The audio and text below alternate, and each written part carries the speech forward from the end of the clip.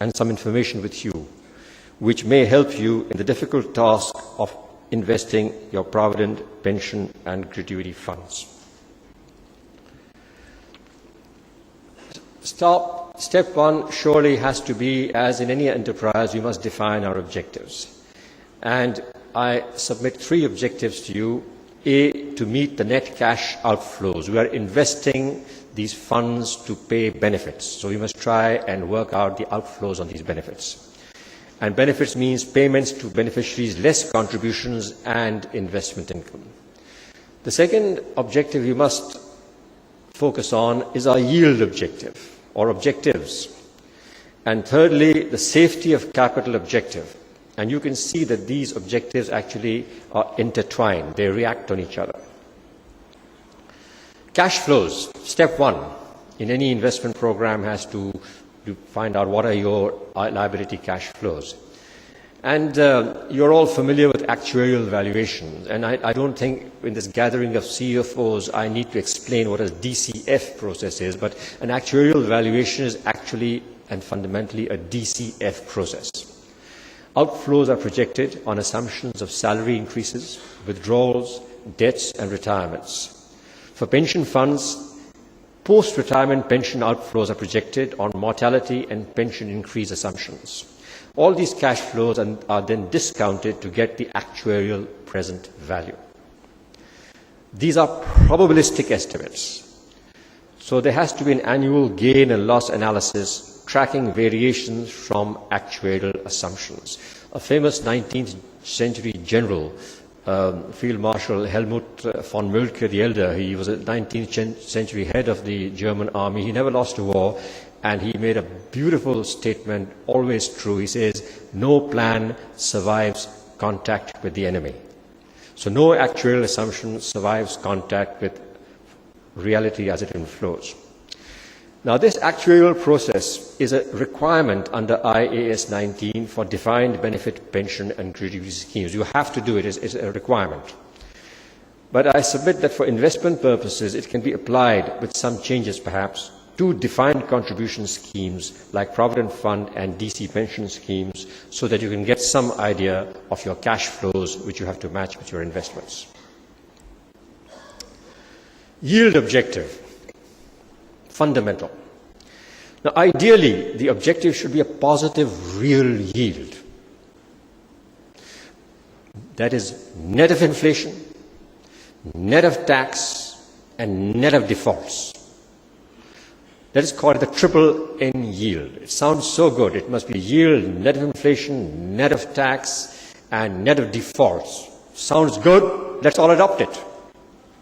Huh? But before we jump into this, let's consider some of its implications. If this is our objective, triple N yield, net of inflation, net of taxes, net of defaults, then there is no safe investment. Ladies and gentlemen, there is no safe investment. Under securities which guarantee the nominal capital, like special savings certificates, which Rohel referred to earlier, and defense certificates, the triple N yield is in fact a gamble on future inflation. You are gambling on future inflation. We may end up with a negative triple N yield.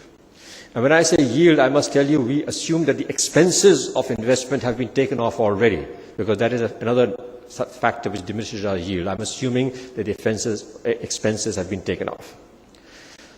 Now look at securities like PIBs, long-term marketable securities, Pakistan investment bonds, which more than 3 years, say 3 years to run, I'm just taking a figure, they are also subject to market risk.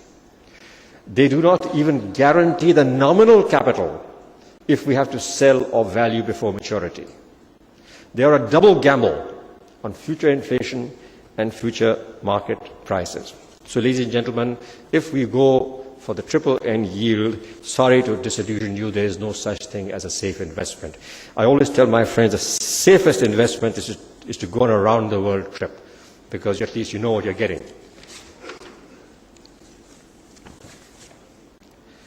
Now, I'm going to say a few words about ordinary shares. Very interesting subject, lots have been written about it.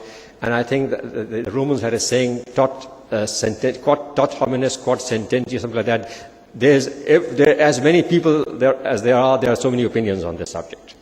But let's talk about them. An ordinary share price, I'm talking about the price, I'm talking about listed shares, obviously, listed at the stock exchange. There are two basic components to this price. One, earnings. Earnings tend to be relatively stable, with a rising trend, more or less keeping up with inflation. Of course, there are many blips, but it's a relatively steady process. Not so many fluctuations in the earnings. They do fluctuate, but on the whole, in the context of the uncertainties that we face, pretty stable. And on uncertainties in the future, I must quote from the great American who was Metro Goldwyn Mayer, one of the old Sam Goldwyn. He said, never make predictions, especially about the future. The next component of the share price is the price earnings multiplier. Now, in our firm, we studied the price-earning ratios of the KAC 100 shares at the end of 122 months, 10 years and 2 months, from January 2001 to February 2011, the 122 values. And I must thank Taurus Securities for these values. We have taken them as reported by Taurus Securities. Indices, stock indices also have their nooks and crannies, some depths, and of course, I'm not going into the subtleties of allowing for bonus and so on. I'm just taking the figures as reported by Taurus Securities. And I do thank them. At this point, perhaps I should also thank my colleague Shujat Siddiqui, consulting actually, who helped me a lot with the preparation of this presentation. So these 122 values, the median price earning ratio in the middle was 10 times. The Karachi Stock Exchange, we're not talking of New York or Japan, this is the Karachi Stock Exchange 100. The lower quartile, 7 times. Upper quartile, 12 times. There were two major highs. One was 15 times, one was 17 times. And two lows, both 4 times. So you can see the huge variation in the price earnings ratio from a low of 4 to a high of 17, median 10, and if you want to talk of quartiles, lower quartile 7, upper quartile 12. So this variation in price earnings means there are large fluctuations in share prices. The earnings stream, which is relatively steady, is converted into the market price at very varying price earnings ratios. Now, the risk of falls, when we are investing provident fund, pension funds, gratuity funds, as the opener said, they are very, very careful about this. And we must assess the risk of a fall in the value of an ordinary share portfolio. And it depends greatly on the PE ratio that we are valuing it at. For example, supposing we have a book of shares in our book, and the value is at the historical high of PE 17 times price earnings, then we should certainly be prepared to withstand a fall of about 40% to the median price earnings of 10 times. We must plan for it. We must be prepared for it. We must know how to tackle that if it happens. And of course, you can be prudent and say, well, we can even be prepared for a fall of 60% to the lower quartile of 17 times. You can even plan on bigger falls depending on how prudent or how paranoid you are. Paranoia is a great thing also. There's a famous American said, the price of liberty is eternal vigilance. I think it was Tom Paine, and somebody recently, an American, said, the price of vigilance is eternal paranoia. Vigilance is not good enough. But you can be paranoid.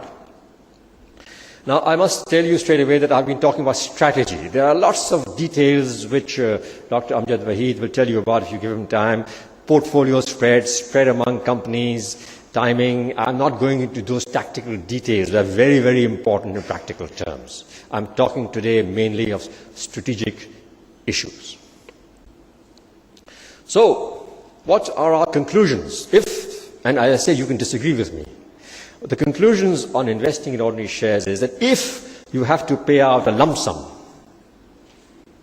its value at payout time is unpredictable.